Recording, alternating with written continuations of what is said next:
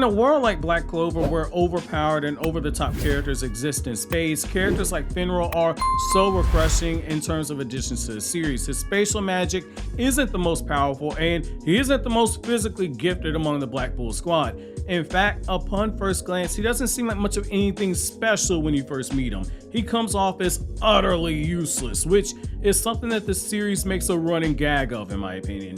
Yami uses him like a glorified Lyft or Uber driver. However, when you really go back and you look over the story and you specifically read for the character of Finral, there are actually quite a few good moments in regards to the character that you might miss during your first read or your first watch of the story, especially if you binge watch it. He's a perfect example of the normal character dropped into this fantastical world. He's got flaws that are masked by the usage of the humor that the character's utilized in. While it's easy to look at Finral as a character and say he's a man whore and constantly chasing after women or being infatuated by women, I think there's a lot more to his character, but in order to truly appreciate the character, we do have to look at that lust for women in order to appreciate the growth of the character. Now, the fact that in a world like Black Clover, where rank and status means quite a bit, Finral, somebody who was born into nobility and is a magic knight on top of that, hasn't been able to use that to his advantage with women, starts out as a little bit funny. It's actually pretty hilarious.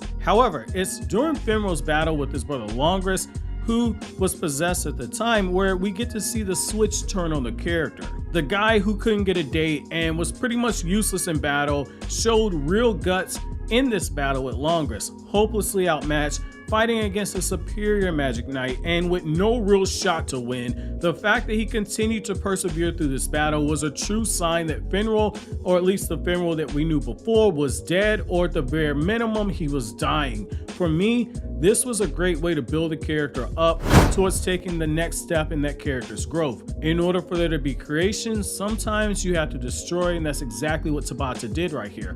Whereas he was on a team with total monsters. You have people like Luck, who is a battle-crazed Spartan of a magic knight. You have Yami, who is a complete demon on the battlefield. You have Asta, who's every bit of a powerful fighter as he is a hyperactive, knuckleheaded idiot. You even have Ghost, somebody who has his own particular obsession. He was also somebody who could hold his own in battle. Even Vanessa proved to be useful in battle. Finral felt like the odd man out and like a character who didn't have any real purpose, which is why this transition was needed. It was to prepare us as readers to get fully invested in the character, and in my opinion, it worked. As a matter of fact, it worked so beautifully, a lot of people don't realize how brilliant it is. By showing us his resolve and his drive to become the head of the family, of wanting to prove himself to Lady Finnis in terms of gaining her love, we were given a clear end goal for the character, which was ultimately for him to become a better man than he was currently, something that every reader should be able to relate to. How many of us have moments where we feel inferior to somebody else?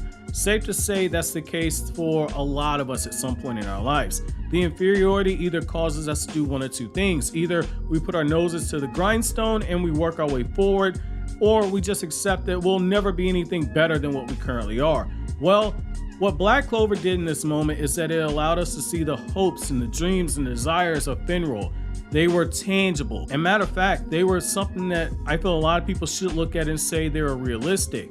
Think about it. He wants to become respected enough that he could take over for the head of his family and then become somebody who's worthy enough to claim Lady Finnis as his bride. For a character like Finral, this was brilliant when you look at what he actually wants as a character: to be accepted, to be respected, and then to finally get the girl, or to simply put, finally to be loved. While one can say that the Black Bulls do accept him and they are his family and they do love him, for as strong as all those bonds are, the bond between blood relatives and the bond between a lover is something that is completely unrivaled.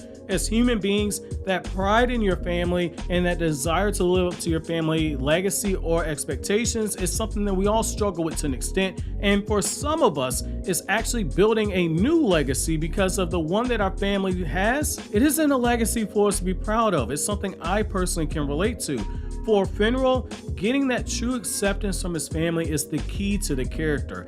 It turns him from being the black sheep to being the head of the table. It's a true rags to riches story for anyone that's ever hoping for something like that in shonen. This brings us to the notion of Finral wanting to be respected. Constantly throughout Black Clover, we've gotten hints of just how much Finral values respect, but it's something that is put into our faces through the use of comedy. How many times do we get an internal monologue or direct dialogue of Finral reminding someone that he's older than them or he's higher ranked than them, that they should show him respect? It's easy to look at such scenes and say they exist merely for comedy, and at first, I wouldn't have argued with you. However, once we got his backstory, that need for respect should be viewed differently in my opinion. His brother didn't respect him, and his brother was more talented than him. It led to his family casting him aside for his younger brother Longris. His birthright to be the head of the family was pretty much given to Longris on a bow tie. He was shown the ultimate disrespect, which explains why he screams internally when Asta and Noelle talk back to him or when he feels he's being underappreciated by Yami. That's why I strongly feel that Finral is, well, one of the most relatable characters in Black Clover, if not the most relatable. Now, who doesn't want respect? Who doesn't want to be acknowledged for something they're good at? And really, just acknowledged as a human being. The cream of the crop is always going to exist as being special for a reason. There will never be anyone like them, and that's fine. They're special for a reason. They're supposed to stand out for a reason. That's why, in a way, it's unfair for Finral to have to compete with his younger brother, because what this represents for us is a sad truth that we all face. Life is unfair. How many people work for years at a job, do various odd jobs that nobody wants, put in all the extra overtime, and still get passed over for that big promotion and watch it go to somebody less experienced than them or somebody who didn't work as hard, or even worse, make all those sacrifices and not even be considered for that promotion? That's the reality for a lot of people. The same is true for someone who works twice as hard as the next individual and only gets half their credit, or results as somebody who puts in way less work. That's just the reality of life in some cases. In a lot of cases, life isn't like a video game where you follow certain steps and you automatically get the reward. If it was, everyone would accomplish all their goals and dreams would not be mere dreams, and phrases like "he's just a dreamer" wouldn't be viewed with such disdain by people in the quote real world. For Finral, this is the situation that he's in, but the fact that he's vowed to overcome those limitations to regain that respect, in my opinion, is what makes him such a great character. He embodies what it means for us as people to chase our dreams, to try and make the impossible possible, and to do so from a pure perspective. He represents that small business owner who's stepping out on faith, who leaves that cushy job behind. He represents that scrawny kid who's cut from football tryouts, who spends the next year bulking up just to make the roster, just so he can play the game that he loves. He represents that sibling who's constantly living in the shadows of someone who's more talented. Because of that shadow, his parents don't see what truly makes him special in his own right. All of us, to a certain extent, are Finral, which is what makes this character work in my opinion. This brings us to that final desire that Finral has, wanting to get the girl. For a guy who goes to mixers and then comically the mixers tend to go bad, the idea that he's had the door shut romantically time after time after time again, it pays off everything by having him win the heart and be worthy enough to marry someone like Lady Finnis. She is the last obstacle to overcome when it comes to his more talented younger brother Longris, but it's also so fitting because she's one of the very first people to see Finral for how truly special he is. Winning her heart and winning the respect needed to be allowed to be with her, it represents the purest form of love. Finral's pursuit of Finnis isn't unlike that pursuit that many of us have found ourselves in at some point during our lives. When you strip away all of our titles, our belongings, our strengths, and our weaknesses, we're all people who just want to be loved. In ancient mythology, there's a story of how when mankind was first made, they were made into creatures who had two of everything.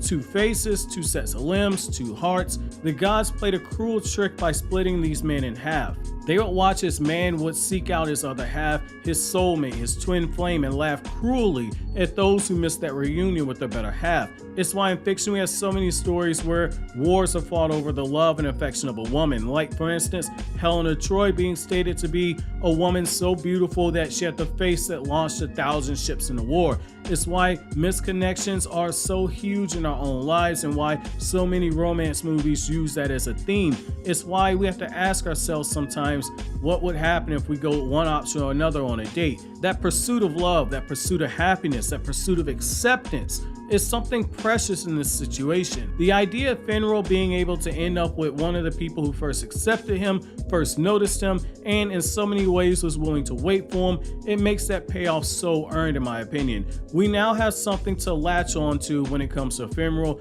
but it can be really hard to overlook this when you see Finral make his puppy dog eyes at very attractive women that he sees and then turn around and scold himself for doing so. What we're seeing here is a delayed payoff being set up. Before he can actually get to finish, he has so many roads he has to travel beforehand, and simply put, that's okay. Too often, we as people, we focus on the destination, so much so that we don't take the time to appreciate that journey. That journey that's going to be so important for us to get to our end desire, which is what makes going on this journey with Finral so important and so enjoyable in my opinion.